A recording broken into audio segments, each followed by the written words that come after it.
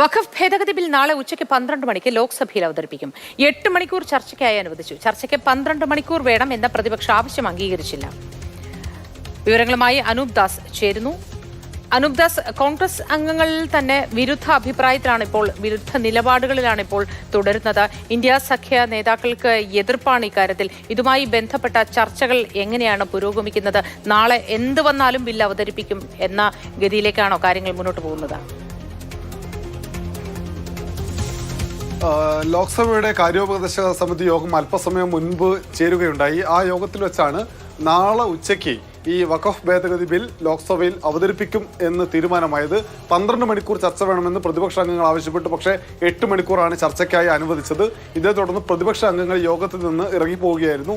ഈ സമയക്രമത്തിൽ മാത്രമല്ല, ബിൽ അവതരണത്തിൽ തന്നെ വലിയ പ്രതിഷേധം ഇന്ത്യ സഖ്യ പാർട്ടികൾക്കുണ്ട്. പക്ഷേ ഇതിനിടയിൽ ചില ക്രിസ്ത്യൻ സംഘടനകളുടെ നിലപാട് ബില്ലിന് അനുകൂലമായി മാറിയിട്ടുണ്ട്. CBCI ഉൾപ്പെടെയുള്ള സംഘടനകൾ, ദീപിക മുഖപത്രം എഴുതി. ഇതൊക്കെ കേരളത്തിലെ ചില കോൺഗ്രസ് MPമാരെ സമ്മർദ്ദത്തിലാഴ്ത്തുന്നുണ്ട്. കാരണം അവരുടെ വലിയ വോട്ട് ബാങ്ക് ക്രിസ്ത്യൻ വോട്ട് ബാങ്കാണ്.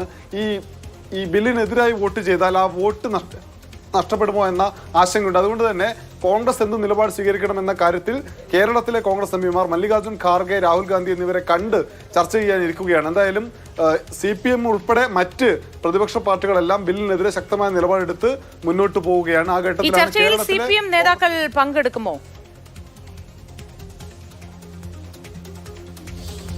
ചർച്ചയിൽ മധുരയിൽ പാർട്ടി കോൺഗ്രസ് നടക്കുന്ന സാഹചര്യം കൂടിയുണ്ട്. അതുകൊണ്ട് ഏതൊക്കെ നാളെയാണ് ഈ ബില്ല് പരിഗണനയ്ക്ക് വരുന്നത് എന്ന കാര്യത്തിൽ ഇപ്പോഴാണ് തീരുമാനമായത്. CPM അംഗങ്ങൾ ചർച്ചയിൽ ഉണ്ടാവുമോ ഇല്ലയോ എന്ന കാര്യം അത് വിശദീകരിക്കാൻ പോകുന്നേ ഉള്ളൂ. ശരി അനൂപ് ദാസ്.